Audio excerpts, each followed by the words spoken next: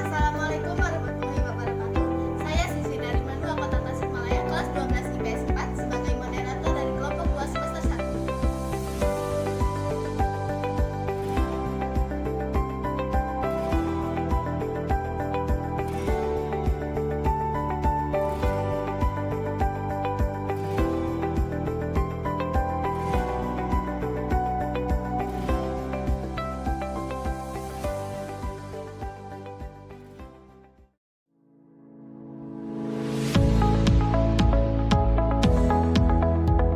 APRA atau Angkatan Perang Ratu Adil adalah pemberontakan yang terjadi di Bandung, tepatnya pada tanggal 23 Januari 1950. Pemberontakan ini dipimpin oleh Raymond Westerling, seorang kolonialis Belanda. Pemberontakan APRA dilatar belakangi karena kekecewaan TNI dan Kenil atau tentara Belanda orang Indonesia yang harus bergabung bersama APRIS, Angkatan Perang Republik Indonesia Serikat. Hal tersebut dimanfaatkan oleh Westerling untuk memimpin APRA dan menuntut agar APRA dijadikan sebagai negara pasundar. Westerling melakukannya karena pada saat itu sudah ada gejala kembali ke NKRI. Sedangkan Westerling menginginkan Indonesia tetap berbentuk serikat agar Indonesia terpecah. Sehingga tujuan dari APRA adalah mempertahankan untuk negara federal di Indonesia dan menolak kembali ke NKRI. Peristiwa pemberontakan diawali pada 23 Januari 1950 ketika APRA melakukan serangan mendadak ke kota Bandung dan berhasil menduduki markas divisi Siliwangi. Pemberontakan ini kemudian menewaskan cukup banyak orang.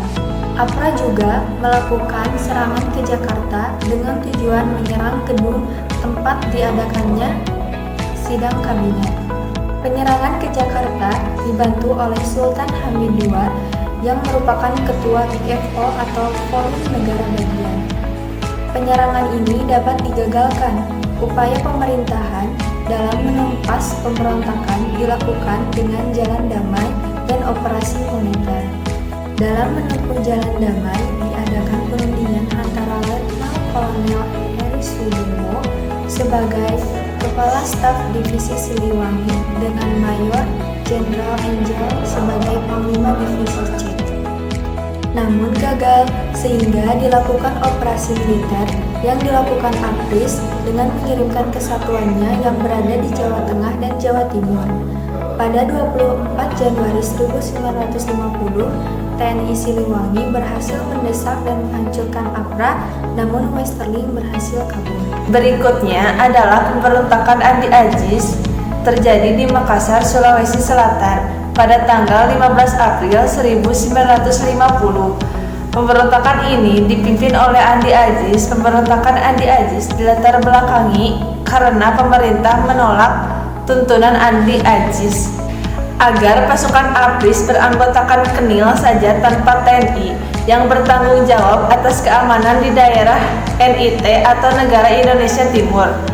Artinya ada kekecewaan terhadap keanggotaan APRIS dan keinginan mempertahankan bentuk negara federal. Jadi tujuan pemberontakan ini telah mempertahankan bentuk negara federal, terutama NIT, dan menolak usaha kembali ke NKRI. Peristiwa pemberontakan diawali pada tanggal 5 April 1950 ketika Andi Agis dan pasukannya menyerang markas TNI di Makassar, dan berhasil upaya pemerintah dalam menumpas pemberontakan dilakukan dengan jalan memberikan ultimatum agar Andi Agis melapor diri ke Jakarta. Dalam waktu 4 kali 24 jam, Andi Aziz kemudian datang ke Jakarta akan tetapi terlambat.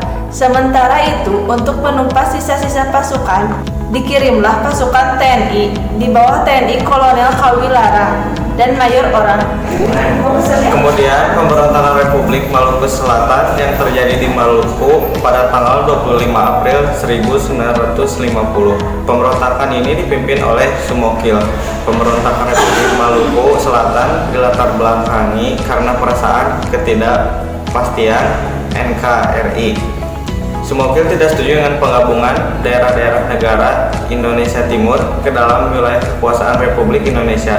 Dengan mendirikan Republik Maluku Selatan, ia mencoba untuk melepas wilayah Maluku Tengah dan NIT dari Republik Indonesia Serikat.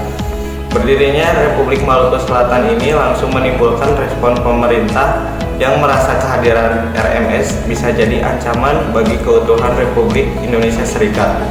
Maka dari itu, pemerintah langsung ambil beberapa keputusan untuk langkah selanjutnya.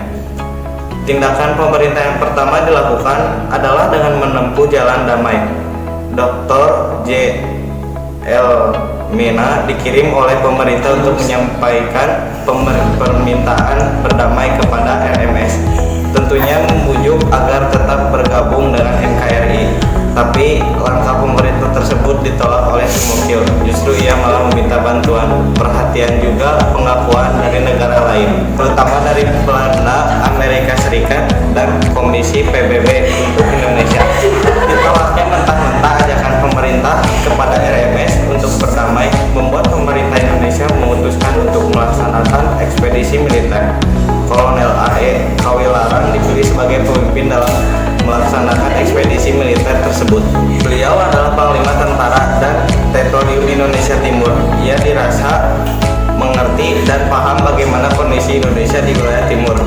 Akhirnya, kota Ambon dapat dikuasai pada awal November 1950. Akan tetapi, ketika melakukan perebutan benteng New Victoria, Letnan Kolonel Slamet Riyadi gugur. Namun, perjuangan gerilya kecil-kecilan masih berlanjut di Pulau Seram sampai 1962. Setelah itu, pada tanggal 12 Desember 1963, Sumokil akhirnya dapat ditangkap dan kemudian dihadapkan pada Mahkamah Militer Luar Biasa di Jakarta. Berdasarkan keputusan Mahkamah Militer Luar Biasa, Sumokil dijatuhi hukuman mati. Setelah RMS mengalami kekalahan di Ambon serta Sumokil yang telah dijatuhkan hukuman mati, pada akhirnya pemerintah RMS mulai mengungsi dari pulau-pulau yang ditempati sebelumnya dan membuat pemerintahan dalam pengasingan di Belanda. Sebanyak 12.000 tentara Maluku bersama keluarganya berangkat ke Belanda. Setahun setelahnya, pada akhirnya pemberontakan RMS berhasil dihentikan oleh pemerintah Indonesia.